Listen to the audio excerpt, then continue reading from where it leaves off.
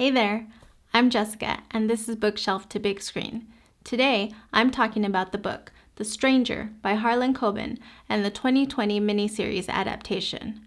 Fair warning, I'll be talking about specific details in the book and show, so there will be spoilers.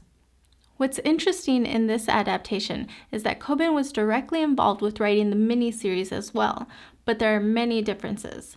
I saw an interview he gave with Rachel Ray where he said he believed the adaptation should not be exactly like the book. Both versions are really good, but this is one of those rare cases where I enjoyed the adaptation better. The main premise is the same. A stranger shows up, revealing secrets and blowing up lives. But the biggest change in the miniseries is that everything is connected, which made it pretty exciting to watch. You might feel a little like Charlie Day trying to put it all together, but I think it really worked out. Let's get into it. One big change is that the story's location has been moved from New Jersey and various locations nearby to northern England. While most of the characters are still the same, some names have been changed slightly to suit the location change. In the book, the stranger tells Adam his wife Corrine faked a pregnancy. When Adam confronts her, she leaves and then goes missing. He sets out to find her and ends up uncovering who the stranger really is and what actually happened to Corrine. Adam's two sons, Thomas and Ryan, are merely background characters, and his father passed away when he was 14. In the miniseries, Adam's family plays a much larger role in the story. To begin with, Thomas has an entire subplot of his own. There's a whole side story involving his best friend, a decapitated llama, some PCP, a hurt boy in the woods, and some lewd photos that were sent from an underage girl's phone. What's nice about this subplot is that it brings in Detective Sergeant Joanna Griffin much earlier in the story. We also see that she's the local police, so she's involved in everything that happens from here on out. In the book, Joanna Griffin is police chief in Beechwood, Ohio. She had never been to a homicide scene before going to the one involving her very good friend, Heidi. She's actually taken off the case once the county police arrive. She takes time off and flies to the various cities on her own dime in order to solve the murder of her friend. In the miniseries, we also have a new character in Adam's father, Ed. We find out that Ed is opposing counsel on the case that Adam is working on and that they don't get along. Later, we learn that Ed cheated on Adam's mom repeatedly and eventually left his family, which is the cause of Adam's anger towards him. As the show progresses, Ed tries to make amends and becomes a part of Adam's life.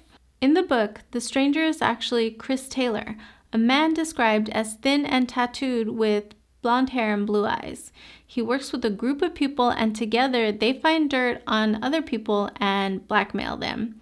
Occasionally, they're hired to dig up the dirt, but mostly it's the blackmail. The group consists of Ingrid, who sometimes partners with Chris to confront their victims, Eduardo, the main IT guy, Merton, a guy brought in by Ingrid, and Gabrielle, who is the oldest and a single mom of two.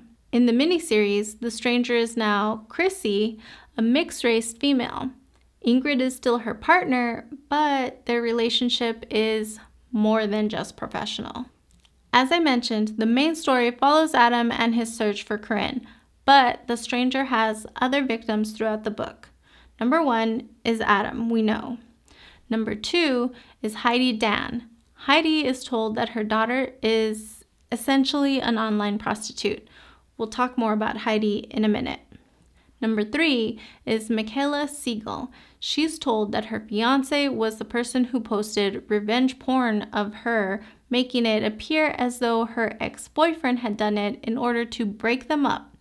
I think the only significance from this victim is that she isn't changing her life because of the stranger's reveal. She tells him that he didn't really reveal a secret, he created one. I think this is important because the stranger has this sense of morality revealing these secrets, and this counters that. Number 4 is Suzanne Hope. Suzanne is number 4 in our story, but she may have been approached earlier. We find out that she is the person that turned Corrine onto the fake a pregnancy website. When she refused to pay the blackmail demand, the stranger told her husband that she was pretending to be pregnant, and he left her. She gives Adam all this information after he tracks her down. Number 5 is Dan Molino. He's told that his son is taking performance-enhancing drugs and asked to pay $10,000. We don't really hear about him again. The victims in the miniseries are mostly the same with a few slight differences.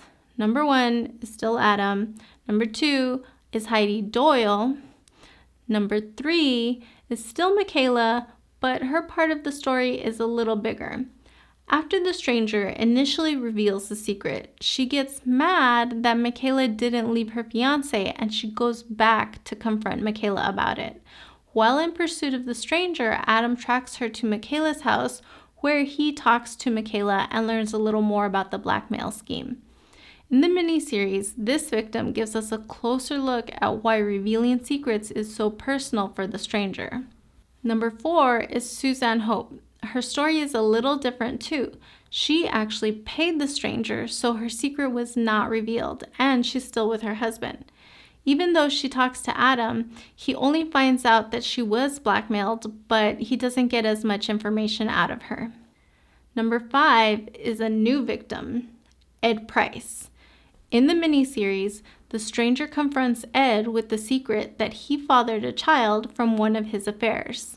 This one isn't necessarily about blackmail, but more on that in a minute. Number 6 is still Dan, and the only change is that he gets a bit aggressive with the stranger. Okay, let's go back to Heidi's story. In the book, she calls her daughter Kimberly and lets her know that she knows all about what she's been up to. The next morning, she's approached at home by Detective John Kuntz of the NYPD Cybercrimes Unit. He starts asking questions about the stranger, but Heidi gets a little wary and she says she's done talking to him. He then takes out a gun and shoots her in the knee. He gets the information that he wants, and then he shoots her in the head. We learn that John is actually former NYPD. He was forced to leave after a person that he was arresting was killed. Now he works private security for Larry Powers and stands to make millions due to his stake in Larry's startup. The problem? Larry is one of the men that Kimberly was seeing. They could lose everything if Larry's indiscretions get out. John has a 10-year-old son with bone cancer, so he's incredibly motivated to get that money. In the miniseries, Heidi confronts Kimberly in person. The detective's name is changed to Katz, and he works in the same department as Joanna. Since he's working with Joanna, he's able to give her some false leads and stay ahead of her for a while. At one point, they set up a sting to catch Larry, and Katz blows it on purpose in order to warn Larry. His sick child is changed to Olivia, who goes to school with Thomas. Thomas's little adventure ends with finding out that Olivia's mother has been poisoning her, which he reveals to Katz. Another character who had a bit of a twist added to his storyline was Adam's client. In the book, Adam is representing Michael Rinsky, who is fighting to keep his home from being demolished to put up a new shopping center. Rinsky is a veteran and retired chief of police. He lives with his sick wife, Eunice, and he just wants her to live her last days in their family home.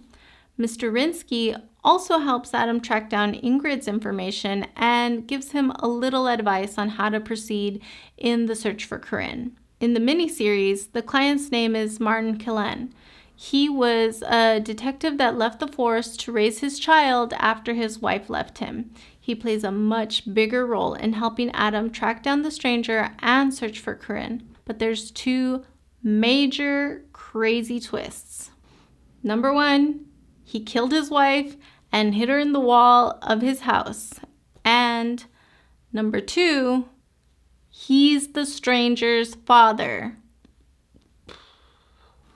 How Adam finally confronts a stranger also plays out quite differently. In the book, Adam follows Gabrielle to an isolated cabin, but the whole group behind the stranger is here waiting for him. They knock him out and tie him up, thinking that he's the one responsible for Ingrid's death. They're surprised when he tells them that Corrine is missing. John shows up and kills everyone except Chris and Adam. Chris gets away and Adam manages to fight off John until the police arrive. In the miniseries, Adam discovers that the stranger is Chrissy Killan and he's able to get her address. He gets knocked out by Ingrid and they tie him up. Chrissy confesses that her mother had an affair and that they share a father. Katz shows up and kills Ingrid, and Chrissy and Adam manage to fight him off until the police arrive.